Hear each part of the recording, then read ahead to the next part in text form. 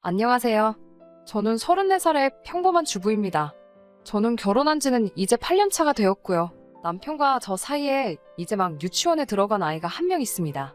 남편은 제법 괜찮은 직장을 다니고 있고, 저도 평범한 회사를 다니고 있었는데, 신랑과 저 두 사람 다 자녀 계획이 있었고, 신랑 외벌이로도 수입이 나쁜 편이 아니라서, 합의하에 저는 결혼과 동시에 회사를 그만두게 되었습니다. 신랑이 결혼 전에 돈을 제법 모아두어서 결혼 자금을 1억 5천 정도 가지고 있었고, 대출금 조금 포함해서 서울에서 신혼살림을 차리게 되었어요. 예단과 혼수 같은 거에서 3천 정도를 생각하고 있었는데, 친정엄마가 한마디 보태시더라고요. 15년 전에 막내 이모 시집갈 때도 혼수를 3천이었는데, 남자만 너무 불공평한 것 아니냐며, 저 시집갈 때 주려고 했다고 제 결혼 자금이라 모아두신 통장을 주시더군요. 언제 그렇게 모으셨는지, 통장에는 8천이라는 거금이 들어있었어요. 결혼 비용에 혼수까지 전부 다 했는데도 돈이 많이 남더라고요. 신랑이 그 돈은 미래를 대비해서 저금해두는 게 어떻겠냐는 말에 그러자고 했죠. 그래도 그 돈을 그냥 놀리기에는 아까워서 대출을 더 받아 서울 외곽에 있는 오래된 아파트를 하나 더 장만해서 전세를 돌리게 되었습니다.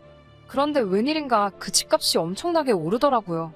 아이도 무럭무럭 자라고 있고 그 아파트에 지금 사는 집까지 정리해서 학군이 괜찮은 집으로 이사가려고 계획을 세우고 있었어요. 대출도 남아있었고 전세금까지 빼줘야 했으니 전부 정리하고 나니 제 수중에 들어온 돈이 생각보다 많은 편이 아니었고 그 집값이 오른 만큼 다른 곳도 집값이 오른 상태라 당장 이사가는 건 불가능이라는 생각이 들었습니다. 덕분에 이사 계획은 당분간 하지 않기로 했어요. 그 집을 정리한 게 너무 성급했던 것 같고 좀 더 가지고 있을 거라는 후회도 남긴 하지만 이미 지나간 일 후회해서 뭐 하겠어요? 일단은 부동산으로 재미를 봤으니 수중에 들어온 목돈은 굳이 서울이 아니더라도 괜찮은 투자처가 생기면 투자할 요량으로 남겨두었습니다. 아직 직장을 다니고 있는 친구들에게 아쉽다는 듯이 이야기를 한 적이 있는데 친구들 반응이 썩 좋지는 않더라고요. 자기들이 힘들게 월급 모으는 동안 제가 편하게 돈을 벌었다는 식으로 받아들이는 것 같아서 그 뒤로는 아파트로 돈 번 이야기는 남들에게 꺼내고 있지는 않습니다. 그런데 신랑의 액수까지 전부 다 해서 얼마를 벌었다는 식으로 시가에다가 이야기를 한 적이 있었나 봐요. 큰 돈 벌고 입 닫고 있는 모습도 좋아 보이지는 않겠다는 생각이 들어서 시부모님 선물도 사고 사는 김에 신우한테도 명품 가방 한 개를 사줬어요. 물론 그 돈을 벌게 된 건 친정엄마의 도움이 더 컸기 때문에 친정에도 아쉽지 않게 현금으로 선물을 드렸지요. 계속 목돈을 놀리고 있다는 느낌이 들어서 하루는 신랑에게 말해 그 돈의 일부를 가지고 주식을 한번 공부해보고 싶다고 하니 신랑이 걱정을 하기는 했지만 제가 아니었으면 그 돈은 없는 돈이나 다름없으니 제가 하고 싶은 대로 하는 게 맞다며 한번 해보라고 하더라고요. 금액이 상당했기 때문에 연습 삼아서 그 돈의 일부만 가지고 주식을 시작했는데 제가 재능이 있는 건지 운이 좋은 건지 그래도 달마다 4-50씩은 꾸준한 수익을 낼 수 있었어요. 여윳돈이 생겨도 추가적으로 투자를 하고 싶었기 때문에 그 돈을 딴 데다가 쓴다던가 하지는 않고 계속 모아두고 있었습니다. 부동산하고는 다르게 돈을 잃을 수도 있다는 리스크가 있으니까 저도 조금 소극적인 투자를 했어요. 그래도 수익이 날 때마다 꾸미는 데다가 돈을 조금씩은 쓰고 있었습니다. 그런다고 엄청 사치한 건 아니고 옷이나 가방 같은 거 몇 개 산 게 전부였어요. 물론 제 것만 사는 것도 아니고 남편도 브랜드 있는 좋은 옷들로 사입히고 했습니다. 아무튼 사건은 몇 달 전으로 돌아가서입니다. 말씀드렸다시피 신랑에게는 저보다 4살 아래의 여동생이 한 명 있습니다. 저는 외동이라서 그런가? 신우가 저한테 세연이 하면서 따르는 모습이 귀엽고 원체 애교도 많은 성격인지라 제 여동생이라 생각하고 잘 지내던 그런 사이였습니다. 신우는 저희가 결혼한 지 2년째 되던 해에 대학을 졸업하고 취직을 했어요. 평범한 회사에 들어갔는데 월 160 정도를 받게 되었다고 자랑하더라고요.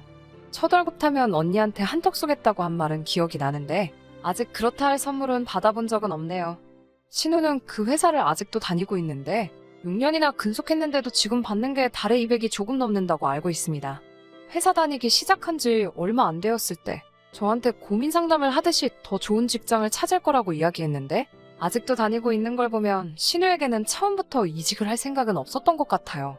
아파트로 돈을 만지게 되었을 때 워낙 주변 반응이 차갑기도 했어서 제가 주식을 하고 있는 건 비밀로 하고 있었는데 어느 날 저희 집에 놀러온 신우가 제 컴퓨터를 사용하다가 제가 주식으로 돈을 벌게 된 사실을 알게 되었어요. 신우가 주식으로는 얼마나 버느냐고 묻길래 아이 간식값에 우리 외식 몇 번 할 정도밖에 안 된다고 집에서만 있기는 그래서 경험 삼아 해보고 있는 거라고 둘러댔지요. 신우는 못 믿겠다는 듯한 눈초리로 저를 쳐다봤고 제 옷장을 열더니 제가 소소하게 몇 개 사놓은 새 가방들을 보더니 아이 간식치고는 너무 명품이 많지 않느냐며 비아냥대듯이 이야기하더라고요. 요즘 오빠 입는 것만 봐도 그렇고 언니야말로 진짜 부자 아니냐면서 부러워하더라고요. 쓴웃음 지으며 주식으로 대박이 나면 신우 것도 하나 챙겨준다고 하니 좋다고 방방 뛰더라고요. 대신에 제가 주식하는 건 비밀로 해달라고 했습니다. 누가 들으면 제가 큰돈 번 줄 안다고, 돈 벌게 되면 그만큼 제가 혼자서 입술 닦고 있을 생각이 없다고 하니 자기 거 사주기로 한 거 잊지 말라고 하면서 돌아갔어요. 그런데 신우가 올해 초에 저에게 따로 전화가 와서는 급한 일이 있으니 500 정도를 빌려달라고 하더라고요. 3개월 뒤에 돈 들어올 일이 있으니 그때 꼭 갚겠다고 말하면서요. 여태껏 그런 큰 액수를 빌려달라고 한 적이 없던 신우였기도 하고 제 딴에는 정말 급한 일이 있는가 보다 하고 선뜻 그 돈을 빌려줬어요. 제가 주식으로 수익을 많이 내었다고 해도 500이란 돈은 저에게도 큰 금액이었기 때문에 선뜻 빌려줄 만한 액수는 아니었지만 오죽하면 저에게 이런 부탁을 하겠냐는 생각에 길게 물어보지 않고 신우에게 돈을 빌려줬습니다. 3개월 뒤에 그 돈을 꼭 갚겠다던 신우는 빌려간 돈을 한 번에 갚는 대신에 찔끔찔끔 조금씩 갚기 시작했어요. 적게는 10,000원에서 많게는 50,000원 정도씩? 가끔은 5,000원 단위로 주는 날도 있어서 계산이 복잡해지더라고요. 갚을 돈이 얼마나 남았는지 정리하기도 힘들고 해서 깔끔하게 한 번에 받는 게 더 낫겠다는 생각이 들어 신우에게 한 번에 주면 안 되겠냐고 부탁을 했지요. 그런데 제 입이 방정이었네요. 알겠다고, 꼭 갚겠다고 걱정하지 말라던 신우는 그때부터 연락도 뜸해졌고 돈 갚을 생각이 없는 것처럼 보이더라고요. 카톡에 올라오는 사진을 보면 여기저기 좋은데 다니면서 비싼 밥 먹으면서 즐기며 살고 있는 것 같기는 한데 돈 갚는다는 말이 통 없으니 저도 참다 못해 하루는 신우에게 언제 돈을 갚을 수 있냐고 단도직입적으로 물어봤어요. 언니가 한 번에 받기로 하자고 하지 않았냐면서 오히려 제가 보챈다는 듯이 짜증을 내길래 저에게 주기로 한 날이 이미 한참 지나서 물어본 거라고 대답했더니 언젠가 제가 주식으로 돈 좀 벌면 선물해주겠다던 거 안 받을 테니 좀 더 기한을 달라고 그러더라고요. 사실 그때쯤에는 손해를 보고 있는 상황인데다가 그런 식의 대답을 들으니 저도 가만히 있을 수가 없더라고요. 땅 파서 나오는 돈도 아니고 저도 나름 고생하면서 힘들게 벌고 있는 돈이라고요. 계속해서 쏘아붙이니 신우가 아무 말도 못하고 있더군요. 언제 갚는다는 대답은 결국 듣지 못하고 전화를 끊었습니다. 그러고 며칠 뒤 신우가 저 좀 잠깐 볼 수 있겠냐고 묻는 말에 돈을 갚으려나 보다 해서 약속 장소로 나갔어요. 그런데 신우는 그 상황에 저에게 500을 더 빌려줄 수 있냐고 물어보더라고요. 눈에는 눈물이 그렁그렁해서 자기가 지금 어디에 돈을 묶어놓은 게 있는데 꼭 지금 돈이 필요해서 그러는 거고 묶여있는 돈은 조금만 있으면 찾을 수 있으니 그때 전에 빌렸던 것까지 한 번에 갚겠다고요. 신우가 울면서 부탁을 하니 조금 그렇기도 하고 혹시나 신우에게 다른 사람한테는 말하지 못할 무슨 일이 생긴 건가 하는 걱정도 들어서 빌려주겠노라 했습니다. 신랑에게는 무슨 일이 있어도 말하지 말아달라고 하더라고요. 시어머니도 그렇고 신랑한테도 그렇고 가족들한테 괜히 걱정 끼치고 싶지 않다고 꼭 좀 부탁한다는 말에 저도 신우가 제가 주식으로 돈을 벌고 있는 걸 함구해주고 있었으니 알겠다고 했습니다. 그래도 이번에는 확실하게 하는 게 좋겠다고 생각해서 차용증 하나 써놓고 돈을 빌려줬습니다. 저한테는 평소에 여동생같이 생각했던 신우이기도 하고 남편의 가족이기도 하니까요. 제 돈을 안 갚은 건 얄미웠지만 항상 씩씩하고 애교 많던 신우가 제 앞에서 처음 그렇게 눈물을 보이면서 우는데 외면을 못하겠더라고요. 제가 또 실수를 저질렀다는 걸 깨닫게 된 건 그날로부터 며칠도 지나지 않아서였습니다. 신우가 인터넷에 버젓이 새로 산 거라며 명품 가방을 자랑이라도 하듯이 사진을 찍어서 올려놨더라고요. 대체 어디에 무슨 돈을 묶어놓았는지는 모르겠지만 제 돈을 갚아도 모자랄 판에 100만 원이 넘는 가방을 사재 끼는 신우에게 더 이상의 여지도 주어선 안 되겠다는 생각이 들었어요. 그날 저녁 신랑에게 이 사실을 말했어요. 신랑은 그게 진짜냐며 깜짝 놀라더라고요. 신우는 최근에도 몇 번이나 남편에게 따로 연락을 해서 돈을 빌려간 적이 있다고요. 얼마 전에 신랑도 신우에게 500을 빌려줬고 그런데 그것도 모자라서 저에게 돈까지 빌려갔다는 사실에 엄청 놀라더라고요. 신랑은 한숨을 푹 쉬면서 자기가 한번 이야기해보겠다 말했습니다. 어느 날 신랑에게서 어디 카페로 나오란 연락을 받아서 그쪽으로 향했는데 거기엔 신우와 신랑이 이미 같이 있더라고요. 신우는 제가 올 것이라고는 예상을 못했는지 저의 등장에 약간 벙쪄있는 표정이었어요. 제가 도착하자마자 신랑은 신우에게 바로 돈 이야기를 꺼냈습니다. 듣자 하니 그날도 신우가 남편에게 용돈을 달라며 불러낸 상황이었고요. 신랑 입에서 저에게 빌려간 돈 이야기가 나오자 신우의 표정이 대번에 바뀌더라고요. 말하지 않기로 해놓고 다 말해버린 거냐며 억울한 표정으로 저를 째려보고 있었어요. 신랑이 신우를 좋게 타이르면서 너가 돈이 어디에 필요해서 그렇게 큰 돈을 빌려갔느냐고. 회사도 다니고 있으면서 그런 큰 돈이 어디에 필요했냐 물어보고 있는데 신우의 반응이 대박이었습니다. 신우는 오히려 신랑에게 제가 오빠가 힘들게 벌어온 돈을 함부로 굴리면서 주식을 하면서 명품 가방을 사 모으고 있는 사실을 알고 있느냐고 자기한테 들키니까 비밀로 해달라고 했다며 그 사실을 고저질하듯이 신랑에게 말하더라고요. 제가 주식하는 건 신랑도 알고 있는 사실이고 그렇게 번 돈으로 과소비를 한 적도 없는 걸 알기 때문에 오히려 신우에게 말 바꾸지 말고 묻는 말에 대답이나 하라고 한마디를 했어요. 신우는 입이 대빨라와서 저를 쳐다보고는 언니는 집 팔아 떼돈도 벌고 주식으로도 그렇게 돈을 벌고 있으면서 고작 1,000만 원 가지고 뭐라고 하냐고 따지더군요. 적반하장도 유분수지 싶어 한마디 하려는데 신랑이 저를 멈춰 세웠어요. 하지만 신랑의 표정을 보아하니 저보다 더 화가 난 듯 보였습니다. 신랑은 신우에게 그건 너가 알 거 없고 빌려간 돈이 왜 필요했고 언제 갚으려고 하는지 확실히 하라고 말하며 마지막 기회를 준다는 식으로 이야기했어요. 신우는 신랑의 표정이 심상치 않다는 걸 깨달았는지 꼬리를 내리더니 온갖 아양을 떨면서 신랑에게 달라붙어 그냥 하나뿐인 여동생 축의금 준 셈 치고 넘어가면 안 되겠냐고 말을 하더라고요. 우리는 신우의 말에 둘 다 뒤통수를 세게 맞은 것처럼 아무 말도 이어갈 수 없었어요. 축의금이라니 너무 뜬금없잖아요? 신우가 결혼할 남자가 있다는 사실도 금시초문이었고 아무리 축의금이라도 그렇지 남편에게 빌려간 돈까지 합치면 1,500이 넘는 돈을 아무리 하나뿐인 여동생이라지만 어떻게 주겠어요. 신우가 설명하는 이야기는 더욱 더 저희가 할 말을 잃게 만들었습니다. 신우의 말을 듣자 하니 신우는 지금 의사 남자친구를 만나고 있었고 집안도 좋은 편이라서 자기가 가난한 티를 내면 결혼을 못할 수도 있으니 그때까지 자기에게 투자하라는 식이었어요. 자기가 있어 보여야만 결혼 이야기도 오갈 거고 그래도 의사집에 들어가려면 혼수 비용이 꽤나 들어갈 테니 결혼하게 되면 그때도 혼수하는데 조금 도와달라는 식으로 말을 해오더군요. 원금은 뽑아먹게 해준다면서 자꾸 이 결혼을 꼭 성공시키려면 저희가 돈을 내야 한다는 식으로 이야기를 몰아가더라고요. 세상에 아무리 집안에 의사를 들인다고 해도 그렇지 저는 제 돈도 포기 못하겠고 거기에 돈을 더 주는 것도 못하겠더라고요. 그 입장은 신랑도 같았고요. 하지만 그날 신우에게서는 언제 돈 갚겠다는 이야기도 듣지 못한 채 그 자리는 흐지부지 되고 말았죠. 신랑은 자기는 모르겠으니 저보고 알아서 하라고 하더라고요. 그 말이 약간 서운하기는 했지만 그래도 하나뿐인 남편의 가족이고 하나뿐인 여동생이니 충분히 그 심정은 이해가 갔습니다. 하지만 제가 이해하는 건 제 신랑이지 신우가 아니잖아요? 어렵게 수소문해서 신우 모르게 신우와 만나고 있다는 의사 남자친구가 일하는 병원을 찾았어요. 양해를 구하고 신우의 남자친구와 잠깐 카페에서 만나게 되었습니다. 신우의 새언니라 저를 소개하고 단도직입적으로 본론부터 들어갔어요. 어떻게 설명해야 할지 어려워서 그냥 결혼 준비가 잘 돼가시냐는 듯이 물었는데 신우의 남자친구는 대번에 결혼 준비라니 그게 무슨 소리냐는 듯한 반응을 보이더라고요. 상황을 보아하니 남자는 결혼할 생각은 없어 보였어요. 그건 신우의 일방적인 생각이었던 것 같고 의사 남자친구는 연애를 한다고 무조건 결혼을 하는 건 아니지 않느냐 하는 식으로 반응했습니다. 그 말이 오히려 안심이 되더라고요. 저는 신우의 남자친구에게 신우가 혼수 비용이며 뭐며 돈 들어갈고 투성이라고 저한테 빌려간 돈이 1,000만 원이 넘는다는 이야기를 꺼냈어요.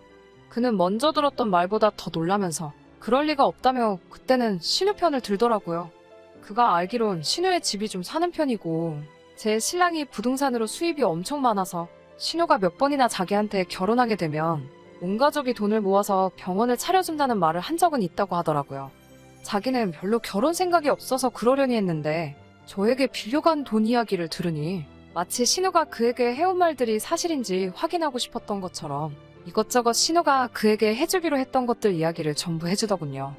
그래서 저는 그의 앞에 신우가 쓴 차용증을 들이밀면서 두 사람이 나눈 이야기는 저는 잘 모르겠고 혹시나 신우와 정말 결혼을 하게 되더라도 저한테 갚을 빚이 있다는 내용을 확실하게 전해줬죠.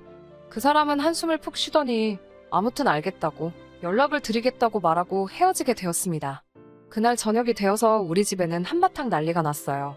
신우가 시어머니와 동반해서 우리 집으로 쳐들어온 것이죠. 신우는 다짜고짜 저한테 언니가 괜히 입방정 떨어서 파혼하게 생겼다고 난리부르스를 떨더라고요. 시어머니도 옆에서 한마디 보태면서 저보고 아주 돈에 환장한 뭐라고 부르면서 그깟 돈 몇 푼 때문에 신우 앞길 망쳐놓으니까 기분이 좋냐고 하면서 소리를 치고 계셨고요. 한참 신랑 일을 하고 있으니 제 연락을 받고 급하게 퇴근한 신랑이 헐레벌떡 들어왔습니다. 신랑은 분위기 파악도 하지 않고 대번에 제 편을 들어줬어요. 시어머니는 다시 제가 돈 몇 푼에 신혼 혼사기를 뒤집어 버렸다고, 애초에 저 같은 걸 이 집에 들이는 게 아니었다면서, 아파트로 돈 벌고 주식으로 돈 벌면서 시댁에 돈 한 푼 쓰기 싫어서 숨기고만 있는 걸 며느리라고 데리고 있었다며 역정을 내고 계셨는데, 신랑이 거기다가 대고 대번에 시어머니께 환소리 하더군요. 시어머니께는 자기가 생활비도 넉넉히 보내드리고 있는데 제가 버는 돈이 얼마나 된다고 그걸 탐을 내시냐고 한마디 했어요. 그리고 나서는 그동안 자기가 생활비 명목으로 보낸 돈이 얼만데 신우 결혼자금이라고 따로 모아둔 게 하나도 없는 게 말이나 되냐고 한마디를 하더군요. 이어서 신랑은 신우한테도 쓴소리를 했어요. 아무리 박봉인 직장에 다녀도 그렇지, 너도 7년 동안 월급 받고 살았는데 그깟 돈 1,000만 원이 없어서 새언니 돈으로 시집갈 생각을 하냐고, 너가 지금 제정신이냐고, 진짜 30살 처먹은 어른이 맞냐고 한마디 쏘아붙였습니다. 네 돈 모으기는 힘들고 우리는 돈 모으기 쉬워서 모았냐고, 앞으로 두 사람 다 자기한테서 생활비던 용돈이던 그 어떤 것도 받을 생각 추호도 하지 말라고 하고, 할 이야기 더는 없으니 이제 우리 집에서 그만 나가달라고 크게 소리 한번 지르고 나서는 문을 쾅 닫고 방 안으로 들어가 버렸습니다. 생전 신랑이 화내는 모습을 본 적이 없는 두 사람은 그 자리에 돌처럼 굳어 아무 말도 못하고 가만히 신랑 들어간 문 쪽만 바라보더라고요. 신우는 그렇다 쳐도 시어머니께는 제가 한마디 했습니다. 시어머니께 신우가 만나던 그 사람은 신우랑 결혼 생각도 없었다고요. 제가 그 사람한테 다른 말 한 것도 아니고 신우가 결혼한다고 제게 빌려간 돈이 있다는 말만 했을 뿐인데, 그 사람이 정말 신우랑 결혼할 생각이 있었다면 그렇게 돈 잘 번다는 의사 양반이 고작 돈 1,000만 원 가지고 신우한테 헤어지자고 했겠냐고 말했죠. 그리고 신우가 시댁 돈으로 그 남자 병원 하나 차려주기로 했다고 하던데, 병원은 대체 무슨 돈으로 어떻게 차려주실 거냐고 물어봤습니다. 저희 전 재산을 다 합쳐도 택도 없는 돈인데 설령 진짜 결혼을 하게 된다고 한들 저희는 거기에 돈 한 푼도 보탤 생각이 없다고 말했죠. 시어머니는 제 말을 몰랐던 사실을 알게 된 건지 아무 말도 하지 못했고 아무것도 못하고 그 자리에서 엉엉 울고 있는 신우를 데리고 집으로 돌아가셨습니다. 한바탕 집이 뒤집어지고 나니 모두가 떠나간 그 고요함이 아까까지의 소동이 진짜 있었던 일인가 싶고 잔잔하기가 이루 말할 데가 없더라고요. 10년 묵은 채증이 내려간 듯 너무 후련했습니다. 방으로 들어가니 신랑은 저한테 미안하다 사과를 해왔습니다. 자기가 잘못한 것도 아닌데 왜 저한테 사과를 하냐고. 저는 괜찮다고 했어요. 신랑은 어떻게든 신우가 빌려간 돈은 자기가 찾아올 테니 걱정하지 말라고 하더라고요. 그 이후로 신우는 아직도 삐친 게 풀리지 않았는지 별다른 연락도 없지만 시어머니만큼은 반응이 다르시네요. 평생 저에게 먼저 전화 한번 해주신 적이 없는 분이 연락도 먼저 하시고 집으로 눈에 좋다는 한약도 지어서 보내주시고 아주 돌아서 버린 아들의 마음을 돌리려고 평소에 한 번도 보지 않던 제 눈치를 보시며 안간힘을 쓰시면서 노력 중이십니다. 하지만 진짜 목표했던 학군 좋은 동네로 이사갈 때까지는 조금 치사할 수도 있지만 신랑이 말한 대로 당분간 시댁에 그 어떠한 금전적인 지원을 하지 않을 계획입니다. 이미 저는 시댁에 돈에 환장한 뭐 같은 게 돼 있는 것 같으니 진짜 그렇게 한번 살아보려고 해요.